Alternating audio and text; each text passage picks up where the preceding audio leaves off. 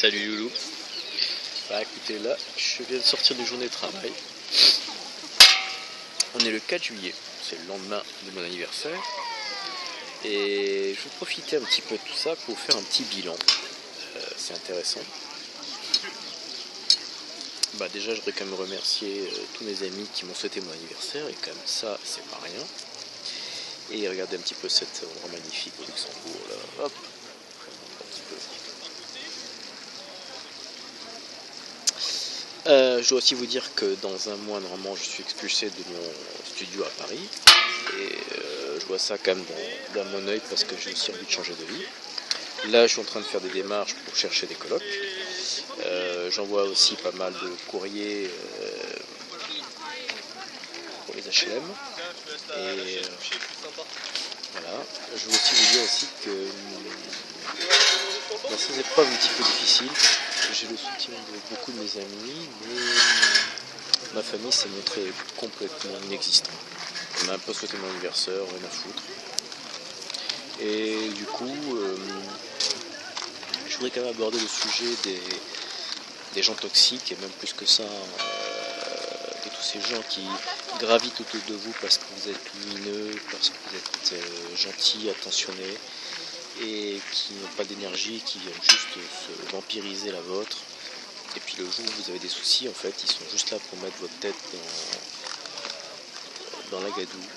Et alors il ne faut pas se focaliser dessus, parce que sinon vous allez en attirer d'autres, ainsi de suite. Mais au moins, je vais vous dire qu'il y a quelques années, ça m'aurait peut-être vexé que mon père ne souhaite pas mon anniversaire. Aujourd'hui, je m'en moque un petit peu. Voilà. Je me suis souhaité à moi-même, et c'est l'essentiel. Pendant très longtemps, il m'a fait croire que j'avais pas de valeur, et en fait, je me suis rendu compte que j'en avais. Et j'ai même de très belles valeurs. Vraiment, vraiment, je suis quelqu'un de bien. C'est juste que j'ai passé 25 ans à croire quelqu'un qui se dénigrait lui-même et qui, pour se rassurer, a besoin de dénigrer son fils.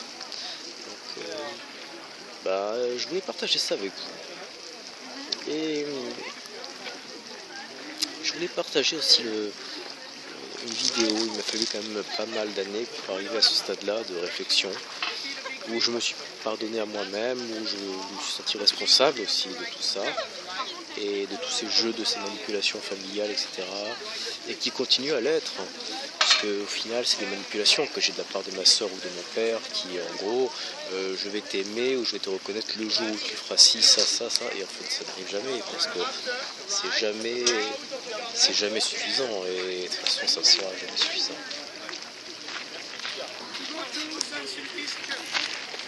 Donc,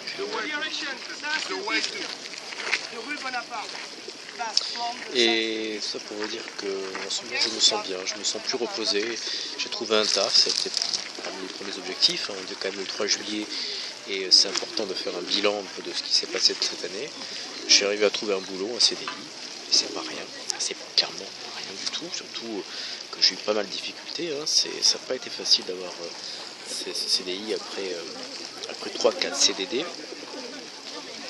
Maintenant, ma prochaine épreuve, mon prochain challenge, c'est de trouver un toit, sachant que je vais être expulsé. Et ça va être, heureusement que je peux compter sur quelques amis, mais rien n'est moins sûr. Donc dans le doute, il faut que j'avance tranquillement et que je garde la tête froide en sachant que je ne peux pas compter sur autre chose que sur moi-même. Et je serai mon meilleur allié et mon meilleur ami. Et je dois être fier de ça. C'est pas rien. C'est franchement pas rien du tout. Surtout dans un moment un peu difficile. Des fois je vois certaines personnes qui passent l'examen, qui sont entourées par leur mari, par leurs enfants. Moi j'ai rien de tout ça. Le soir je rentre chez moi et je me retrouve seul avec moi-même, avec mes interrogations, mes doutes. Et vous imaginez pas à quel point c'est torturant, que c'est une souffrance au quotidien depuis des années, des années, des années. Et je tenais à vous le dire, c'est pas facile du tout. C'est pas toujours facile. Alors j'essaie de toujours montrer un visage sympathique, souriant, mais des fois c'est très dur. Sachant qu'en plus, les gens viennent des fois me saouler avec leurs problèmes, leurs soucis, etc. Donc, c'est fatigant. C'est fatigant. Des fois, en ce moment, j'aime bien rester seul, tranquille chez moi. Tranquille. Et je savoure l'instant présent. Et voilà quoi. Alors je voulais aussi vous parler d'une vidéo que j'ai vue sur David Lefrançois qui m'a un peu interloqué. Il m'a dit, c'est vrai que moi j'ai passé beaucoup de temps de ma vie en colère contre mon père, à chercher sa reconnaissance, et en fait je me suis rendu compte que je ne pouvais pas l'avoir, et que j'ai gaspillé au moins 40 ans de ma vie avec cette colère, et je vous le conseille pas. Cette colère m'a bouffé, et je voulais me venger. Tout ça c'est de l'ego, c'est que de l'ego, et quand on est vraiment dans la merde, quand on a des problèmes pour manger tous les soirs, quand on a très peu d'amis, croyez-moi, l'ego il n'existe plus. Ça, l'ego c'est l'apanage de celui qui a le frigo rempli, là ils peuvent faire de l'orgueil. Sinon, c'est pas le cas. Et pour ne jamais oublier que j'ai cet ego, et qui est toujours présent chez moi, et que je dois combattre à chaque fois, je l'ai tatoué sur mon poignet. Comme ça, je sais qu'il y a toujours de l'ego, et ça apparaît. Comme ça, je sais toujours que je dois me méfier de moi-même, et que ça apparaît tout le temps. Dès que je veux critiquer quelque chose, je sais que c'est de l'ego. Quand je sais que je veux comparer ou dire du mal de quelque chose, machin, c'est de l'ego. Alors je vais vous revenir sur la vidéo de David Lefrançois qui parlait de la physique quantique.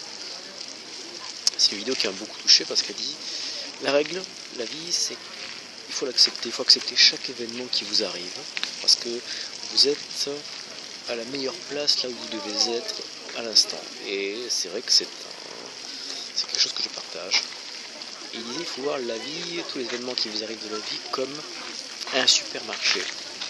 La règle, c'est que vous avez plein de produits, comme dans un supermarché, mais tous ces produits ne vous conviennent pas. Il y a toujours des stocks, en fonction de ce que vous recherchez, il y a toujours tout ce que vous voulez, ce qu'il y a. Il y a des choses positives, des choses négatives, il y a expulsion, dette, appartement, nouvelle vie, il y a ce que vous voulez, aussi d'autres choses que vous ne voulez pas non plus. Mais la règle, c'est que vous n'avez pas le droit de critiquer. Vous choisissez. Et peu importe ce que vous choisissez, vous êtes responsable de ce que vous avez choisi. Si vous choisissez de vous focaliser sur des choses négatives, et vous allez attirer de choses négatives et vous n'avez pas à critiquer.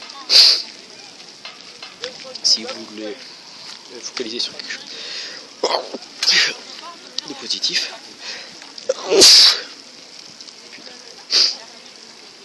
alors vous aurez quelque chose de positif, mais c'est vous qui choisirez et c'est vous qui devez entièrement assumer les choix que vous faites. Donc, si vous voulez une journée de merde, concentrez-vous sur des choses négatives.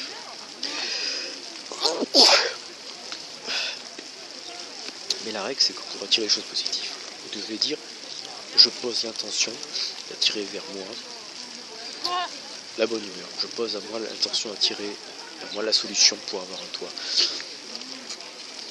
J'ai l'intention d'attirer vers moi la solution pour avoir un toit. J'ai l'intention d'attirer vers moi la solution pour gagner bien ma vie. J'ai l'intention d'attirer vers moi la solution pour attirer des gens qui m'aiment, qui m'apprécient comme je suis. Et si vous dites je veux éviter les pervers narcissiques, vous allez forcément les attirer puisque vous vous concentrez sur eux. Donc vous voyez un gros supermarché et ne prenez que les produits qui sont bons et que vous voulez.